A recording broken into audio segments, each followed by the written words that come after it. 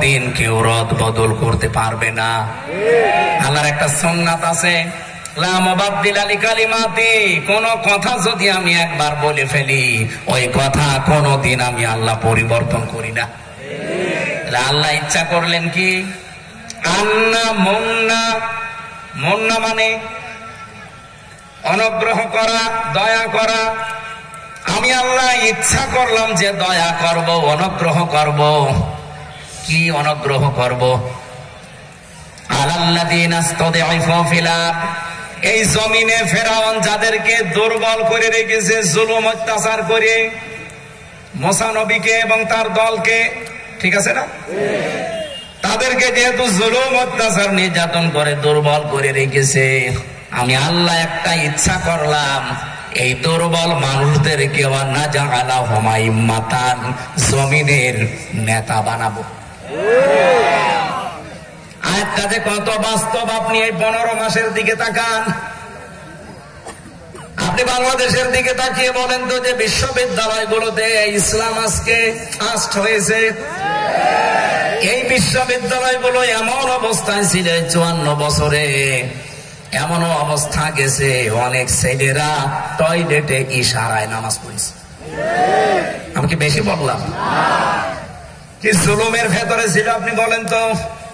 শুধু শিবির করে এই নাম শুনে পিটিয়ে মেরে ফেলেছে আমার কুষ্টিয়ার সন্তান আবরার ফাহাদ। আবরার ফাহাদকে যারা হত্যা করেছিল, ওই 20 জন আমার সাথে জেলে ছিল 3 বছর। মাঝে মাঝে ওদের জিজ্ঞাসা করেছিলাম কেন মারলেন? ছেলেটা তো আপনাদের কোনো ক্ষতি করেনি, সে শুধু শিবির করে, এই পরিচয় আপনারা মেরে ফেললেন। এমনকি বিশ্বজিতের মতো হিন্দুকে অনেকে ছাড়ে নাই। বিশ্বজিৎকে যারা মেরেছিল তার ভেতরে একজন শাওন, ওর বাড়ি এই পাশের জেলা খুলনায়, কফিল মুনিয়া বাজারে বাড়ি। সেদিন গিয়েছিলাম ওই এলাকায়, ওর মা আর বাবা দুইজনে মাস্টার, হাও মাও করে কাঁদছিল যে আমার একটাই ছেলে। ছেলে উনি আমাদের রাইটার ছিল, লিখতো আমাদের নামগুলো। মাঝে মাঝে এসে একা একা বলতো, হামজা ভাই জীবনে যা ভুল করেছি এখন মাসল দিয়েও কোলাচ্ছে না। আমার মা বাবার আমি একা সন্তান, 30 বছর এখন আমার জেলে থাকা লাগবে। আমি ফাঁসির আসামি ছিলাম, সেখান থেকে যাবজ্জীবন জেল হয়েছে। 30 বছর জেল খেটে আমি মা বাবাকেও পাবো না। ওর বয়স এখন আমার চাইতে হয়তো 4-5 বছরের বড় হবে। আমার বয়স এখন 33, ওর হয়তো 38-40 হবে। 40 আর 30, বলেন 70 বছর বয়সে বের হয়ে ওর মা বাবাকে পাবে? কি করলো জীবনে,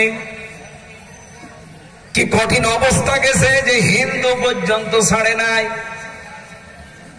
এই শাওন ভাই আমারে মাঝে মাঝে একা একা যখন পেত বলতে, হামজা ভাই এই লোকটা আমারে বারবার বলেছে যে আমি কিন্তু শিবির টিবির না, আমি মুসলমানও না, আমি একটা হিন্দু ছেলে। যদি আপনার বিশ্বাস না হয় আমার জিনিস দেখেন। তারপরও ছাড়ি না, ওরে জায়গায় কুপিয়ে মেরে ফেলেছি। কি অবস্থা গেছে এই 54 বছর। যারা ভিকটিম তারা জানে। অথচ আল্লাহ দেখেন প্রত্যেক জায়গায় ডাকশো, জাকশো, চাকশো, রাখশো, এত বড় বড় বিশ্ববিদ্যালয়গুলোতে সব ইসলামের বিজয় আল্লাহ দিয়ে দিয়েছেন। এখানে কল্পনা আসে না যে ঢাকা বিশ্ববিদ্যালয়ের মতো জায়গা ইসলাম ওখানে ফার্স্ট হবে, কল্পনায় ভাসে নাই। আল্লাহ যে বলেছিলেন যে যাদেরকে দুর্বল করে রেখেছ, আমি আল্লাহ একটা ইচ্ছা করলাম তাদেরকে জমিনের নেতা বানাবো। বানিয়েছে না? বলেন বলেন। 2 নম্বরে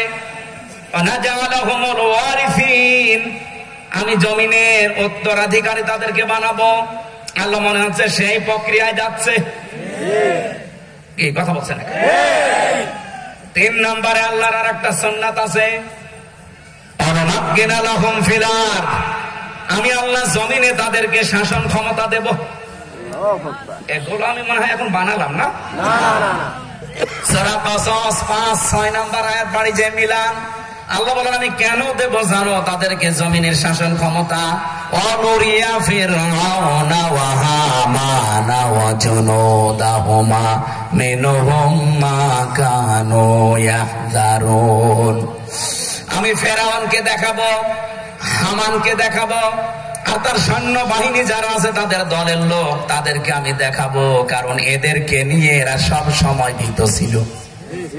এই 54 বছরে এদেশে 73টার উপরে দল কাজ করছে।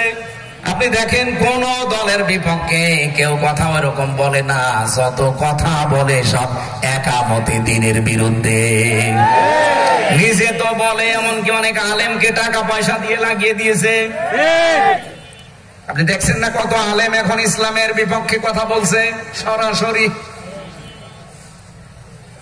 আমার প্রশ্ন হচ্ছে এখানে, আল্লাহ নিজে চাচ্ছেন যে আমি ফেরাউনকে দেখাবো, ফেরাউন এখন আছে না? মানে ফেরাউনের কাজ যদি কেউ করে, আপনি ফেরাউনের জীবনী পড়ে দেখেন, ও দুনিয়াতে 15টা কাজ করেছিল।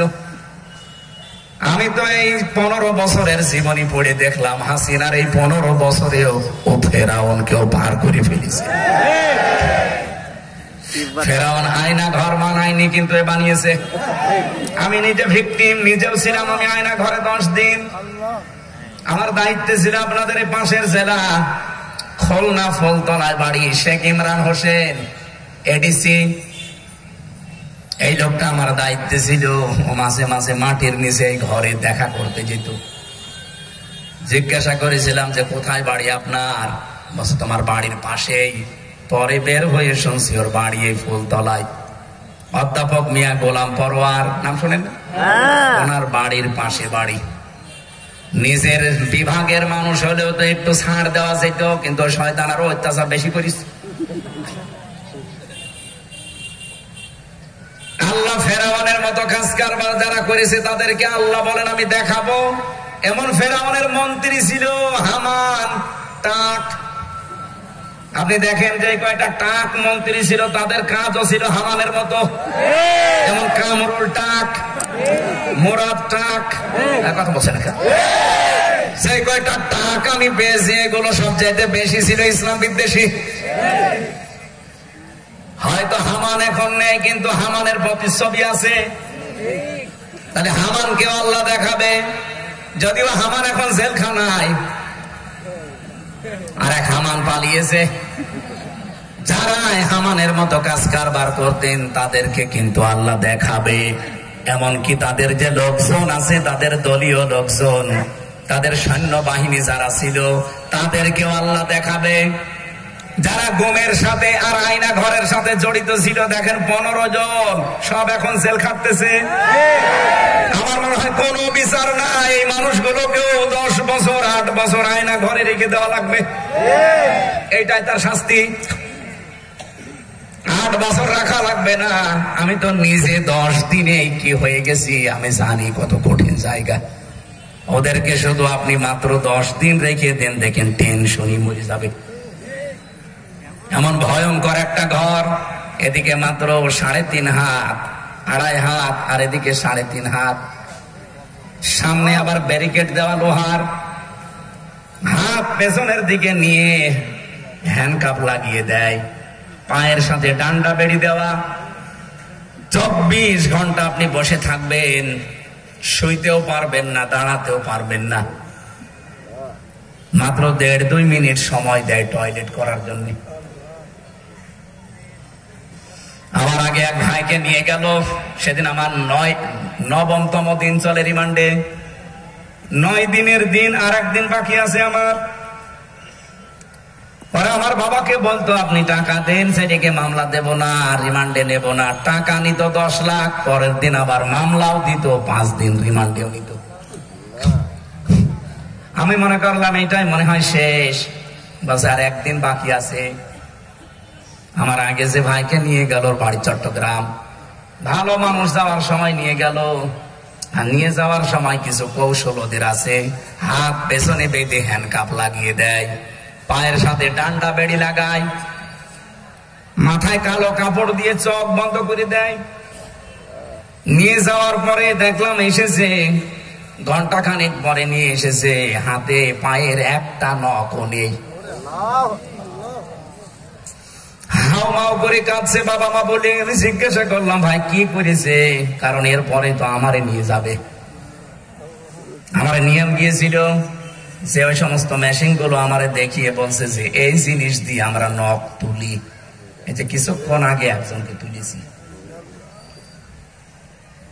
উনি আমারে বলছে, ভাই আমার শুধু নখ তুলে শেষ করে দেয়নি, এমন একটা মেশিন আছে ওদের কাছে, এভাবে হাতের সাথে লাগিয়ে দেয়। আপনি চেয়ারে বসবেন, চেয়ারের সাথে হ্যান্ডকাপ লাগিয়ে দেবে হাতে, পায়ের সাথে একটা বেল্ট পরিয়ে দেবে, এখানে যে গলা আছে গলাটা উপরে একটা কাঠ দেওয়া আছে, গলাটা আটকিয়ে দেয় বেল্ট দিয়ে, উপরে একটা কালো কাপড় দিয়ে মুখ ঢেকে দেয়। এই মেশিনটা শুধু হাতের কাছে এভাবে ধরবে, এই 5 আঙ্গুলের সাথে মাপ দেওয়া, ওইভাবে বানানো। আস্তে করে একটা টিপ দেয়, একবারে নখগুলো সব খুলে চলে আসে। নখ খুলে আসলে ছেড়ে দে না, ওর ভেতরে সই ঢোকায়।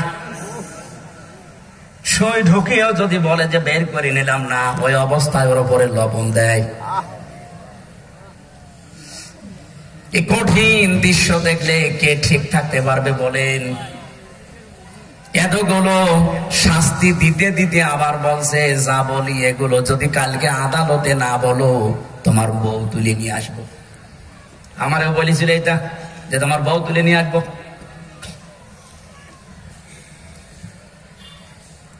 এই যে ওদের সৈন্যবাহিনীদেরকে আমার আল্লাহ এবার দেখাবে, তোরা দা করেছিস যাদের সাথে, ওদেরকে এবার আমি রাষ্ট্র ক্ষমতা দেব। তোরা যদিও এদেরকে ভয় পেতিস, সবচাইতে বেশি ভয়, সবচেয়ে বেশি চিন্তা করতো এদেরকে নিয়ে, আমি আল্লাহ এদেরকে রাষ্ট্র ক্ষমতা দিয়ে ফেরাউনকে, তার মন্ত্রী হামানকে, তার দলের লোকজনকে আমি আল্লাহ দেখাবো। আল্লাহ যেহেতু তার সুন্নাত বানিয়েছে এইটা, যে অত্যাচারিত যারা বেশি হয় তার সুন্নাত হচ্ছে তাদেরকে আল্লাহ রাষ্ট্র ক্ষমতা দেয়। আমি এই জন্য এত জোর দিয়ে বলছি যে এবার ইসলাম রাষ্ট্র ক্ষমতায় যাবে, হয় আপনাকে নিয়ে যাবে, আপনি যদি যেতে না চায় আপনাকে রেখে যাবে। হ্যাঁ, কথা বলে রাখবে। এখন যদি যেতে রাজি না হন, যান, আপনাকে রেখে ইসলাম যাবে এবার।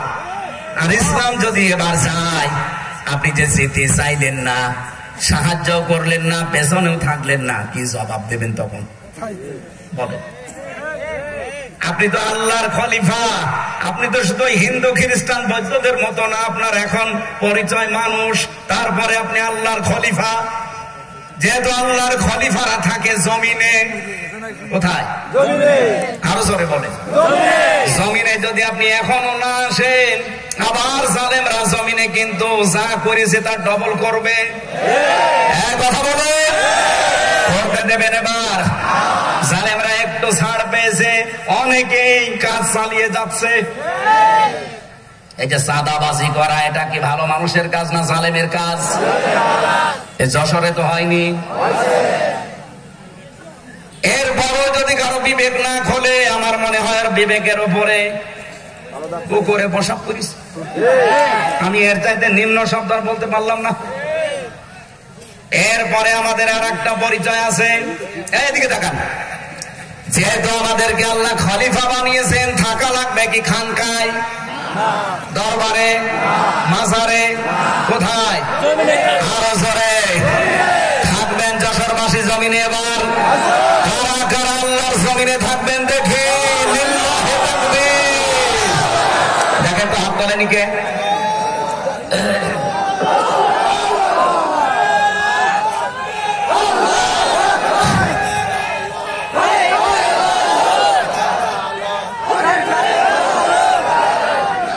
আলহামদুলিল্লাহ। এখানে একজন আলেম বসে, আপনি আলেম না? দরকার হবে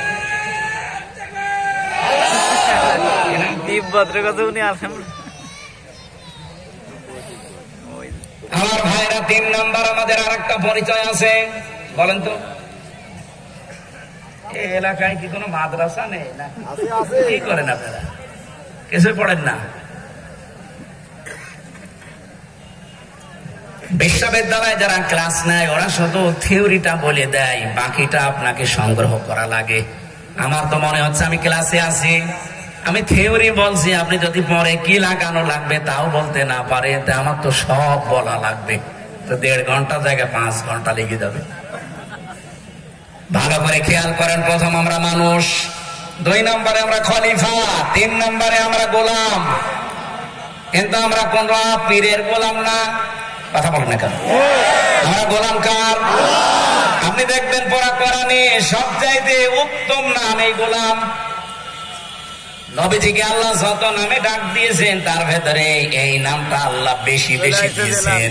তাবারাকাল্লাযী নাযালাল ফুরকানা আলা আবদিহি লিয়াকুনা লিল আলামিনা নাযীরা।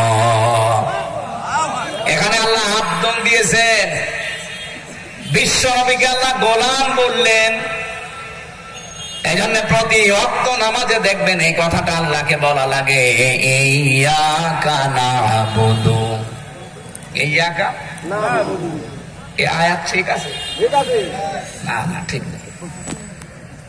এখানে যারা আলেম আছে ওনারা যদি বলে যে আয়াত ঠিক আছে, আমি কিছু বলবো না। আরবি গ্রামার অনুযায়ী কোন বাক্য যদি কেউ সাজাতে চায় তাহলে ফেল, ফাইল, মফুল এভাবে সাজাতে হয়। অথচ আল্লাহ আগে দিয়েছেন মফুল, এরপরে ফেল, ফাইল। গ্রামার অনুযায়ী কিন্তু আয়াত ঠিক নেই। না'বুদু ইয়াকা, এটা হওয়া দরকার।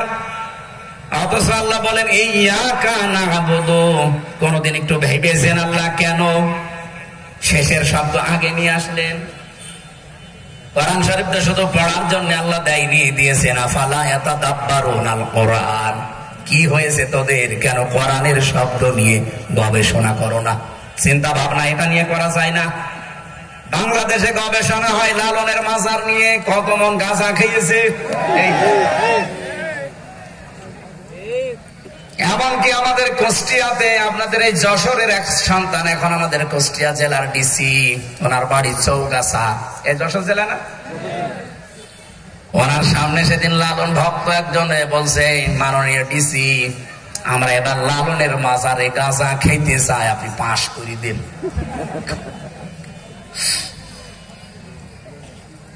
অন্যান্য বছরে চাইছিল, এবার একটু আলেমরা বাধা দিয়েছে। দেখলাম বাধা দেওয়ার পরে গাঁজার আরো বেড়েছে। অন্য বছরে যদি 10 মন গাঁজা বিক্রি হয়, এবছরে বিক্রি হয়েছে 40 মন। কি খাওয়া খেয়েছে বলেন তো? গবেষণা হয় এটা নিয়ে যে গাঁজা খেলে কি হয়, কত মন গাঁজা লালন খেয়েছে। অথচ কোরআনে কারিমের এই শব্দ নিয়ে কতদিন আপনি নামাজ পড়েন? এখানে আমার মনে হয় শুধু আলেম গুলো বাদ দিয়ে বাকি আমরা কেউ জানি না যে আল্লাহ কেন ইয়াকা না'বুদু বলল। শব্দ বলার দরকার ছিল না'বুদু ইয়াকা, ফেল, ফাইল, মফুল। অথচ মফুল আগে দিয়ে ফেল, ফাইল পরে দিয়েছেন। এখানে আপনি একটা হর্ষা ইজ্জত করা লাগবে। আল্লাহকে বলা হচ্ছে ইয়াকা না'বুদু, আবুদু দেয়নি, না'বুদু। আবুদু মানে আমি, না'বুদু মানে আমরা। একমাত্র তোমারই আমরা ইবাদত করি। আপনি শুধুমাত্র শেষে হর্ষাই যদি না দেন অর্থ মিলাতে পারবেন না। একমাত্র তোমারই আমরা ইবাদত করি। এখানে নুন বাদ দিয়ে দেখবেন না'বুদুর আব্দুন আছে। আব্দুন মানে গোলাম, দাস, বান্দা, ভিদ্ধ, সার্ভেন্ট। তাহলে আমরা যে পরিচয় বললাম 3 নম্বরে, আমরা কিন্তু গোলাম একজনের। কার? আল্লাহ। আরো জোরে বলেন। এই গোলামি করা লাগবে না? বলেন বলেন। এই গোলামি গুলোর পরিচয় এবার আমাদের বাংলাদেশের সময় এসেছে। আমরা কোন পীরের গোলাম হতে চাই না, আমেরিকার গোলামি না, ভারতের গোলামি না। আমরা এবার গোলাম হব কার? আল্লাহর গোলামি পরিপূর্ণ ভাবে করা যায় কখন? না। আমি যে সূরার একটা আয়াত পড়েছি, সূরার নাম সূরা তাহা। প্রতিটি কথা শেষে একটা করে শিক্ষা বের করবেন আপনি। সূরা তাহার 135টা আয়াত আছে, মাত্র একটা আয়াত পড়লাম, ৭৪ নম্বর আয়াত। এই সূরাটা নাযিল হয়েছে মক্কায়। কোথায়? মক্কায়। আমি শানে নজল থেকে কথা বলছি, ঐতিহাসিক কিছু প্রেক্ষাপট সামনে আসবে, ভালো করে এখান থেকে মিলাবেন আমি কেন এটা আনলাম। বিশ্বনবীর জীবনে আল্লাহ যতগুলো সূরা দিলেন 114টা, তার 92টা দিয়েছেন মক্কায় আর 22টা দিয়েছেন মদিনায়। একটা বর্ণনা। দ্বিতীয় আর একটা বর্ণনা আছে 86টা দিয়েছেন মক্কায়, 28টা দিয়েছেন মদিনায়। এগুলো কি বুঝতেছেন? এ পর্যন্ত বুঝেছেন কিনা বলে? মক্কায় নাজিল হলে ইসলামকে আদেশের জায়গায় না অনুরোধের? বলেন বলেন। আদেশের জায়গায় যদি নিয়ে যেতে না পারেন, আপনি তো মক্কার জীবনে আছেন, মদিনার জীবন তৈরি করা লাগবে। ইসলামের কোন বিধান এমন নেই যে ভাই সলিমদ্দি এটা করো না। ইসলামের বিধান ডু ইট, এইটা কর। কারণ এই নির্দেশ কার? আরো জোরে বলেন। আপনি তো মালিক না, আপনি তো গোলাম। গোলামকে কোনদিন মালিক বলে যে বাবা এটা কর? মালিকের কাজ হচ্ছে আদেশ দেওয়া না অনুরোধ করা? আরো জোরে বলেন। নবীজি যখন চেয়ার পেয়েছিলেন তখন তিনি অনুরোধ না আদেশ দিয়েছেন। যেই নবী মক্কায় মার খেলেন, সেই নবী মদিনা এবার প্রেসিডেন্ট হয়ে বলেছেন নামাজ যদি এবার কেউ না পড়ে তার বাড়ি ঘর আগুন দিয়ে জ্বালিয়ে দেব। অথচ মানুষ কিন্তু একজনই। উনি মক্কায় ছিলেন এতদিন, এখন এসেছেন মদিনায়। কি পেলেন? এখন আমার আল্লাহ আয়াত নাযিল করলেই বলেন ইয়া আইয়ুহাল্লাযীনা আমানু, হে যারা ঈমানের দাবিদার। সুবহানাল্লাহ বলতে পারেন না?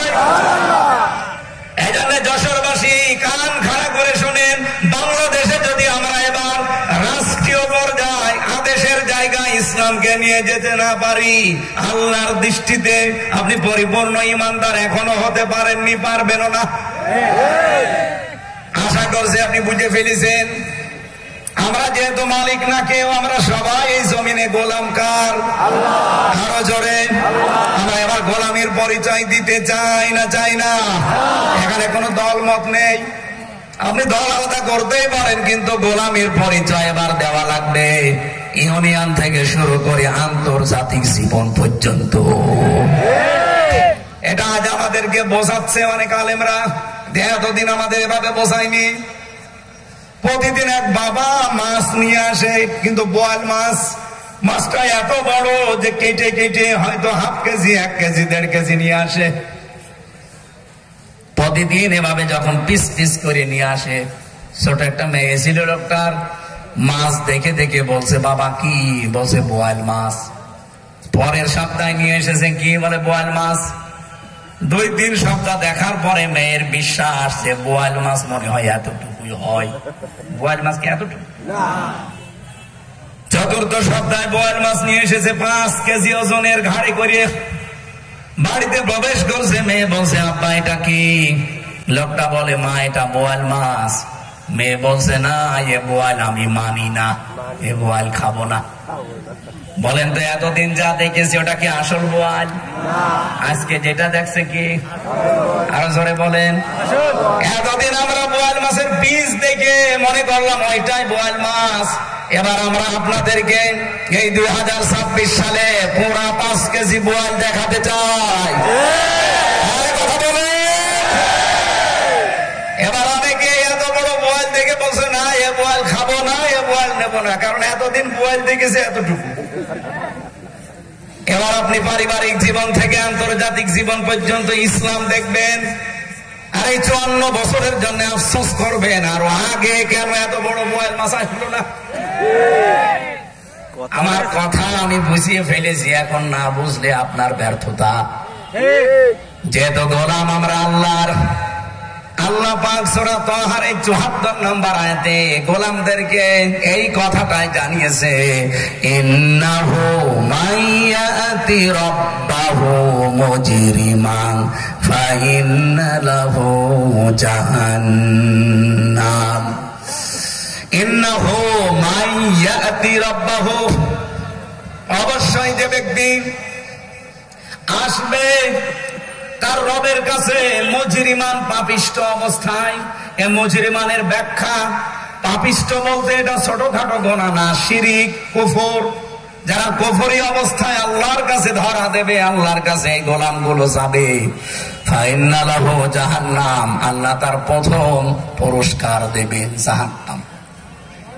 লা ইয়ামুতু ফিহা ওয়া লা ইয়াহইয়া, লোকটা জাহান্নামে বাঁচবেও না মরবেও না, বাঁচা মরার মাঝখানে হয় কখন, যখন ঈমান আনে।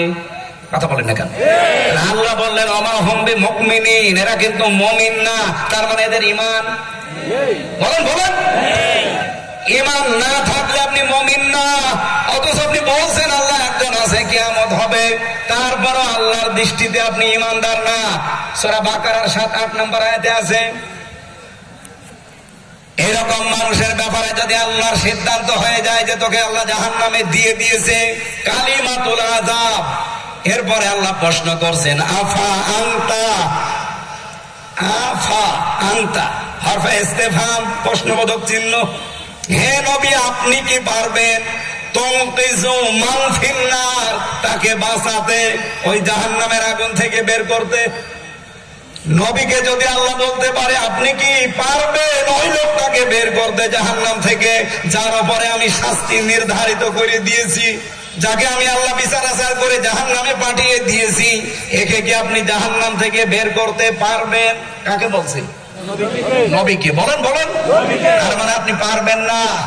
নবী যদি না পারে, কোন পীর সাহেব আছে যে তার মুরিদকে জাহান্নামে গেলেও আবার জোর করে নিয়ে আসতে পারে?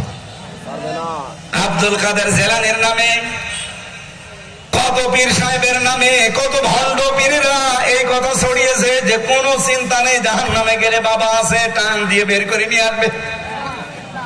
নবী যেখানে পারে না, বাবার খবর আছে। আরো জোরে বলেন, তাহলে ধারণা কার?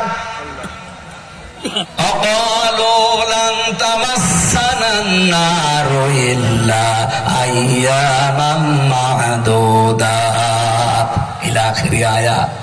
খ্রিস্টানরা বলতো এই কথা যে জাহান্নামে আল্লাহ আমাদের দেবে না, যদিও দেয় বেশি দিন রাখবে না, কয়দিন রেখে আবার বের করে দেবে। তাহলে ধারণা কার? খ্রিস্টানদের। বলেন বলেন, আমার মনে হচ্ছে মুসলিম বিশ্বে অনেক মুসলমান নামধারী, তাদের ভেতরে এই ধারণা এখন বদ্ধমূল হয়েছে যে জাহান্নামে আল্লাহ দেবে না, যদিও দেয় বেশি দিন রাখবে না। কথা বলে না কেন? এরকম ধারণা আছে, এই জন্য তো আমরা গুনাহ ছাড়তে পারি না। আপনার এখন ঈমান যদি থাকে আপনি বাঁচবেন, ঈমান যদি না থাকে অপরাধী হয়ে, কাফের হয়ে, মুজরিম হয়ে যদি আল্লাহর কাছে যান, মাস্ট বি আপনাকে আল্লাহ জাহান্নামে দেবে।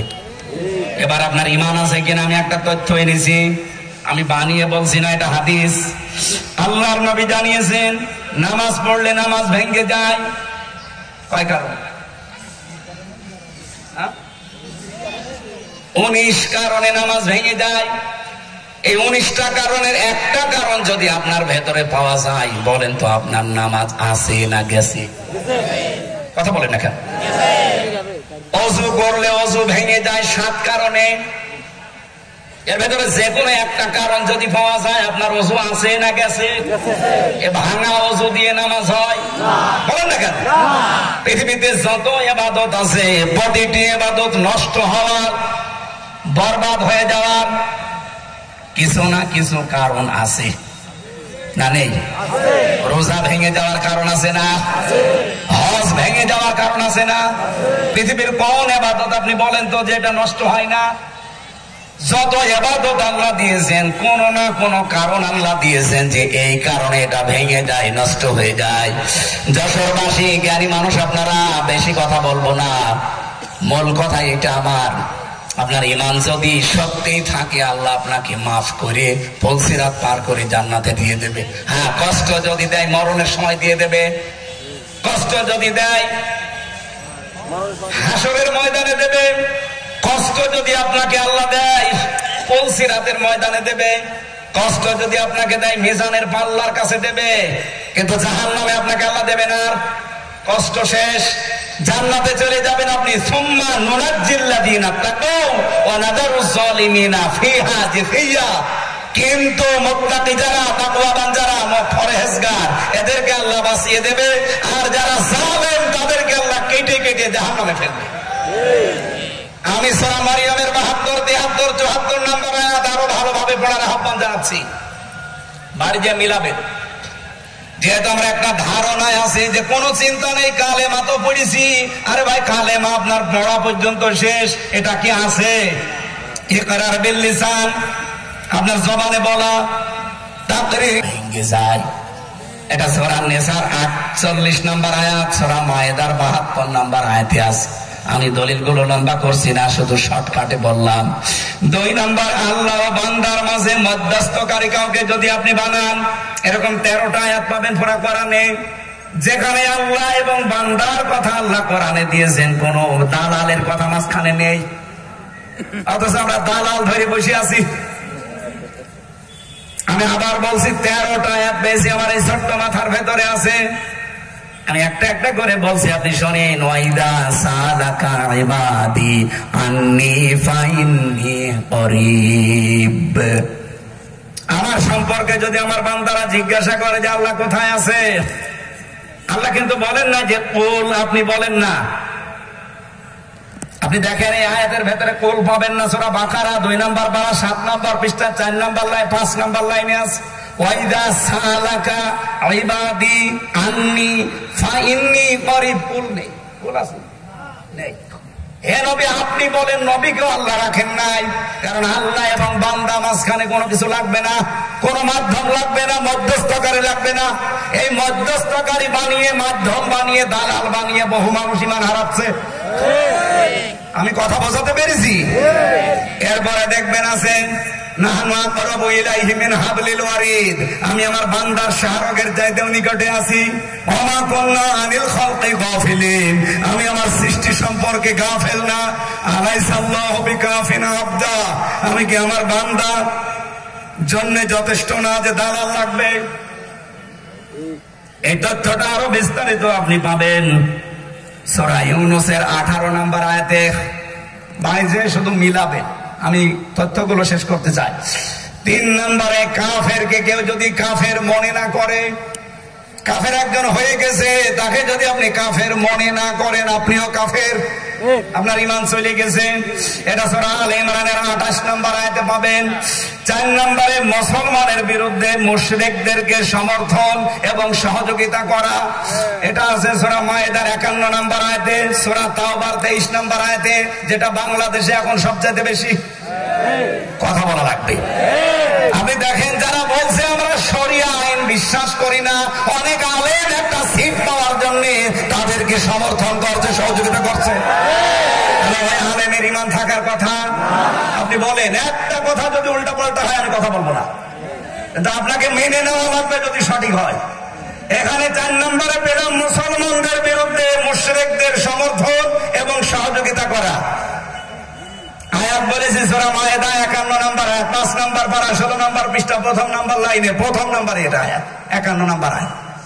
আর একটা সূরা তাওবার 23 নম্বর আয়াত, এটা 10 নম্বর পারা 9 নম্বর পৃষ্ঠা 23 নম্বর আয়াতে আছে, 4 নম্বর লাইনে আছে।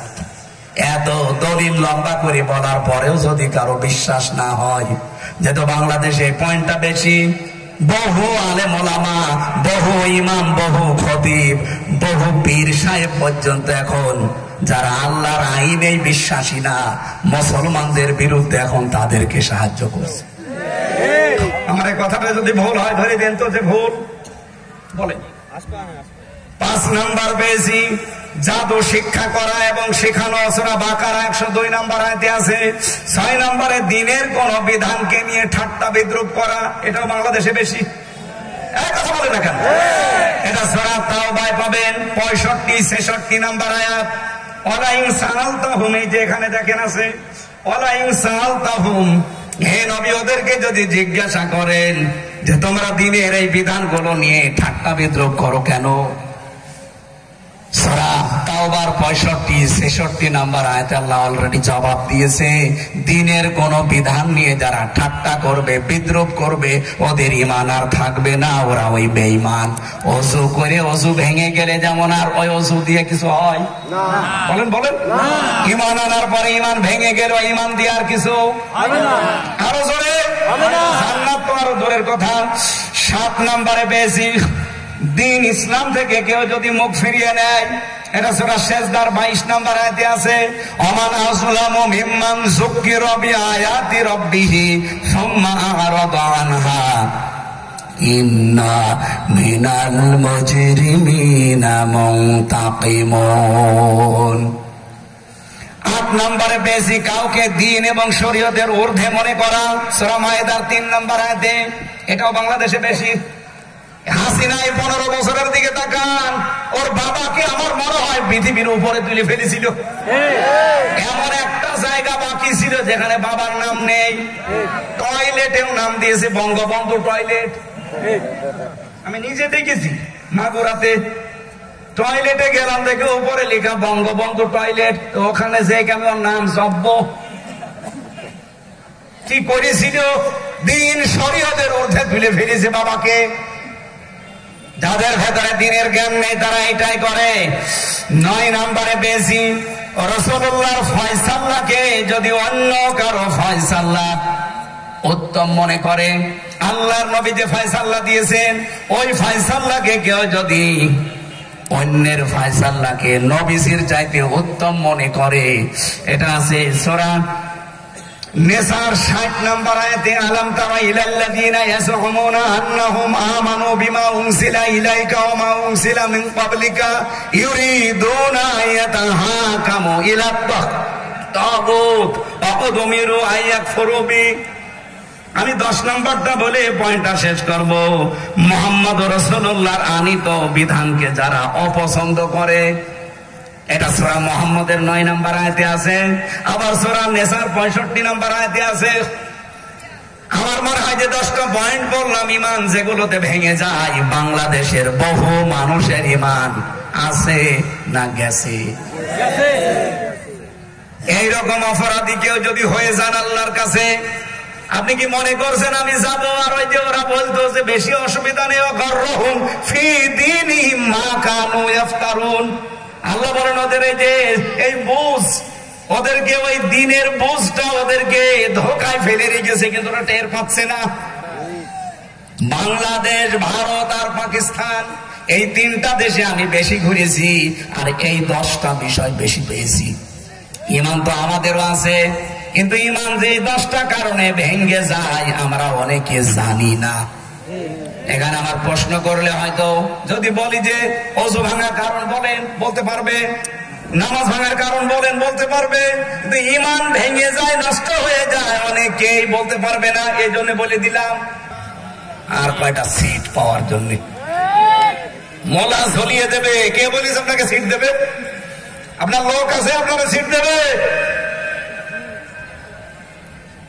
শেষে মোলা খেতে খেতে আপনি ঘরে আসবেন, মাঝখানে ঈমানটাও আপনার ভেঙে গেছে, ঈমানও চলে গেছে, আপনি জাহান্নামে যাবেন, কোনদিন আর বের হওয়া সম্ভব না। সূরা সেজদার 20 নম্বর আয়াতটা বাড়ি দিয়ে পড়বেন, ওয়াম্মাল্লাযীনা ফাসাকু ফামাআওয়াহুমুন নার কুল্লামা রাদু আইয়াখরুজু মিনহা উঈদু ফিহা ওয়া ক্বিলা লাহুম যুকু আযাবান নারিল্লাযী কুনতুম বিহি তুকাযযিবুন। আল্লাহ বলেন যারা ফাসিক, এখানে ফাসিক মানে কাফের, যারা এই যে ঈমান এনে এভাবে ঈমান ভেঙে কাফের হয়ে গেছে, এই মানুষগুলো আল্লাহর কাছে যখন যাবে আল্লাহ তাদের স্থান দেবে জাহান্নাম। কুল্লামা রাদু, তারা প্রত্যেকেই চাইবে এই জাহান্নাম থেকে বের হওয়ার জন্য। আল্লাহ বলেন উঈদু ফিহা, আমি আবার তাদেরকে ফিরিয়ে দেব। এত স্পষ্ট কথা থাকার পরেও মানুষ নিজের ঈমান এভাবে বিক্রি করে, আমার মনে হয় পাগলা কুত্তায় কামড় দিয়েছে। বলেন বলেন, ফেরেশতারা বলবে ক্বিলা লাহুম যুকু আযাবান নারিল্লাতী কুনতুম বিহি তুকাযযিবুন, এই শাস্তি, এই আযাব এবার মজা চাকো, যেগুলো মিথ্যা মনে হয়তো তোমার কাছে, এবার মজা চাকো। কোরআনের আয়াতগুলো পড়লে আমারও ভয় হয়, আল্লাহ আমি আবার বেঈমান হয়ে গেলাম না তো। বারবার এই 10টা বিষয় আমি মিলাই দেখি, না এই 10টা বিষয়ের সাথে অন্তত আমি নেই। আমি দিন কায়েমের জন্য চেষ্টা চালাই, যেহেতু জমিনের মালিক আমি না, আমি বলেন বলেন, এমনকি কোরআনের মালিকও আমি না। কোরআনের মালিক কে? জমিনের মালিক কে? আমি কি? গোলাম, কামলা। কামলা বলে, ইংরেজিতে কামলা বলে না, ভৃত্য, সার্ভেন্ট, গোলাম, মুনিশ, স্মার্ট, লেবার, ইংরেজিতে লেবার বলে। আমি তো কাজ করছি জমিনে, আল্লাহর জমিনে, আল্লাহর কোরআনের জন্য। জমিনে যদি কোরআন দায়িত্ব প্রতিষ্ঠিত হয় আমার লাভ আছে, আমার বেতন আছে, যদি না হয় তাও আমার বেতন আছে। কথা বলেন এখানে। কিন্তু আপনি কি করলেন? এর পেছনে নেই, বিরুদ্ধে থেকে আপনার দুনিয়া আখিরাত সব আপনি নষ্ট করলেন। মুসলমানেরা বড় মায়া মহব্বত নিয়ে কথা বলছি, ফিরে আসেন। অনেকে না বুঝে হয়তো বিরোধিতা করতে পারেন।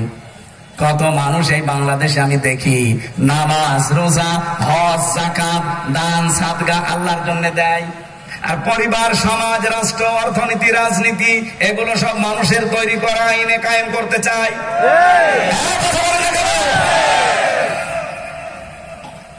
মিলে গেলে আমি করবো কি বলেন তো? রব্বুল আলামিন বলেন ইউসারুনহুম ইয়াওয়াদ্দুল মুজরিমু লাউ ইফতাদি মিন আযাবি ইয়াউমিযিন বিবানি। সূরা মারিদের আয়াত 11 নম্বর আয়াতে পাবেন। এদিকে তাকান। ইউসারুনহুম, তাদেরকে আমি আল্লাহ মুখোমুখি করব, তারা দেখতে পাবে তার মাকে, তার বাবাকে, তার ছেলেকে, তার দলের লোককে দেখতে পাবে। ইয়াওয়াদ্দুল মুজরিমু লাউ ইফতাদি মিন আযাবি ইয়াউমিযিন বিবানি, এমনকি সে আমার কঠোর শাস্তি থেকে বাঁচার জন্য ওর প্রতি আমার মায়াটা একটু বেশি। মেয়ে আমার আরো দুইটা আছে, সেই দুইটার প্রতি এত মায়া লাগে না, কারণ তাদেরকে আমি সময় দিয়েছি। এইটা তো সেই জন্ম দিয়ে চলে গেছি জেলখানায়, ওর সাথে আমার সেরকম সময় দেওয়া হয়নি। এই জন্য মানুষ হিসাবে আল্লাহ মহব্বত ওর প্রতি একটু বেশি লাগিয়ে দিয়েছি। মাঝে মাঝে ওর খেলাধুলাটা দেখি আর মনে হয় আল্লাহ কিয়ামতের দিন নাকি এই ফারিহাকেও তোমারে আমি দিতে চাইবো, যেটা মুক্তিপণ, ফিদিয়া, জরিমানা দিলাম, আমারে বাঁচাও। অথচ আল্লাহ বলেন তুই দিবি, তোরা দেওয়া লাগবে। অসাহিবাতিহি ওয়া আখি, এমনকি নিজের ভাই ভাগ্য, নিজের স্ত্রী পর্যন্ত বলবে দিয়ে দিলাম। রিমান্ডে এত অত্যাচার আমার উপরে করেছে, আমার মাথার চুল থেকে পায়ের তালু পর্যন্ত 1 ইঞ্চি জায়গা ওরা বাকি রাখে নাই। বললাম না শেষ পর্যন্ত বলেছে তোর বউ তুলে নিয়ে আসবো, তখন আমি উল্টিয়ে গেছি, বললাম না, কারণ ম্যাডাম ওই সময় তার বাচ্চার বয়স মাত্র 7 মাস, অসুস্থ। এখন যদি তুলে নিয়ে আসে, হারামিরা তুলে নিয়ে আসবে, কারণ ওদের চরিত্র নেই। চিন্তা করলাম তুলে যদি নিয়ে আসে, নিয়েও আসতে পারে, আমার এই দৃশ্য দেখলে ম্যাডাম এমনিতে হার্ট ফেল করবে। এই জুলুম অত্যাচারে মাটির নিচের ঘরের ভেতরে চলছিল। তারপরে যখন সর্বশেষ বলেছে, যা বললাম যদি না বলো বউ তুলে নিয়ে আসবো কালকে, শেষে আমি রাজি হয়ে গেছি। ঠিক আছে, যা বলবেন আমি তাই শুনবো, মা ম্যাডাম রে তুলে আনবেন না। দুনিয়ার হিসাবে আমি মিলিয়েছিলাম আয়াতটা। আল্লাহ বলেন কিয়ামতে এমন সালসালা অবস্থা পয়দা করব, তোমার ম্যাডাম ওই তামান্নাকেও তুমি বলবা যে দিয়ে দিলাম। আমার তার ভাই নেই, আমার বোন আছে একটা যশোরে থাকে পালবাড়িতে, ওই বোনকে পর্যন্ত বলবো যা দিয়ে দিলাম। এমনকি আমার জ্ঞাতি গোষ্ঠী আমাকে যারা আশ্রয় দিত, প্রশ্রয় দিত, বিপদে পড়লে আমার মামলা চালাতো যারা দলের লোক, আল্লাহকে বলা লাগবে আল্লাহ এদেরকেও দিয়ে দিলাম। অমান ফিল আরদি জামিয়া, দুনিয়া আমি যা কামাই করেছিলাম সব দিলাম। এরপর আমি বাঁচতে চাই এই শাস্তি থেকে, এরপরও আমাকে তুমি বাঁচাও। আল্লাহ পাক বলেন কাল্লা, কখনোই না, ইন্নাহা লাযা, তোরে আমি লাজাই দেব। লাজা কি? আল্লাহ নিজে পরিচয় দিচ্ছে। লাজা কি জানো? লাযাতাল লিশাওয়া। এই লাজা নামে একটা জাহান্নামে বানিয়েছি, এখানে যদি কাউকে একবার দেওয়া হয় ওর চামড়া সঙ্গে সঙ্গে খসে যাবে। বললাম না রিমান্ডে এখানে মেশিন ধরার পরে চামড়ার পাশ দিয়ে নখ উঠে যায়, মেশিন না ধরলে নখ ওঠে না, মেশিন ধরে থাকলে ওঠে না, টিপ দেওয়া লাগে, তারপরে ওঠে। চেয়ারের ওপরে বসিয়ে যদি বসিয়ে রাখে আপনি ঘরবেন না, কিন্তু যখনই সুইচে টিপ দেবে আপনি 1 মিনিটে 120 বার ঘরবেন। এত একটা ভয়ঙ্কর ভয়ঙ্কর ঘরে আমি গেছি, সেখানে গেলে মানুষের এমনিতেই দম আটকিয়ে যায়।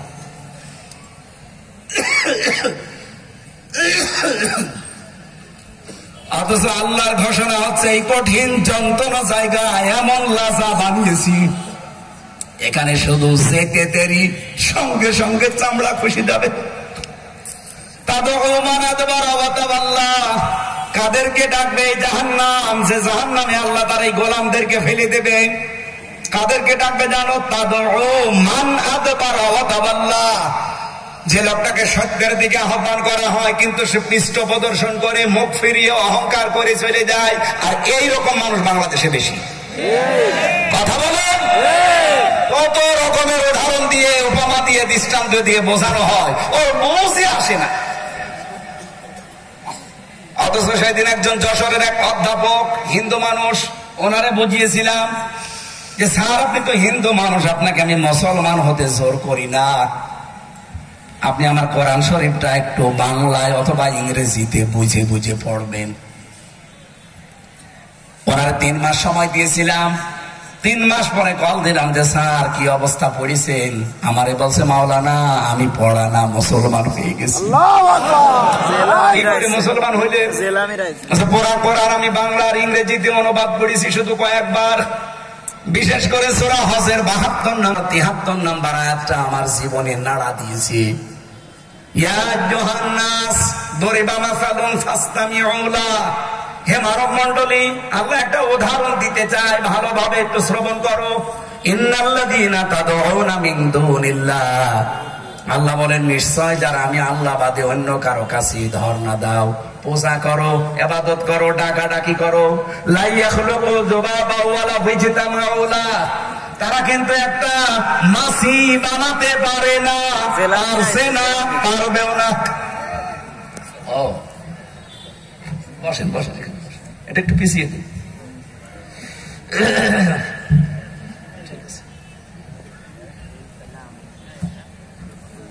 আল্লাহর উদাহরণটা দেখেন। উনি বলছে আমি 50 বার আয়াতটা পড়েছি আর 50 বারই আমার জীবন খুলে গেছে।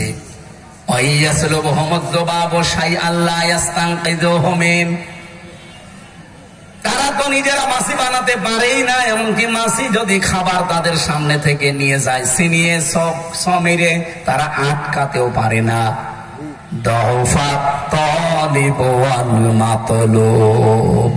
কতই না দুর্বল যাদেরকে ডাকা হয় এবং সে ডাকে। উনি আমার এই কথা শিক্ষা দেখছে।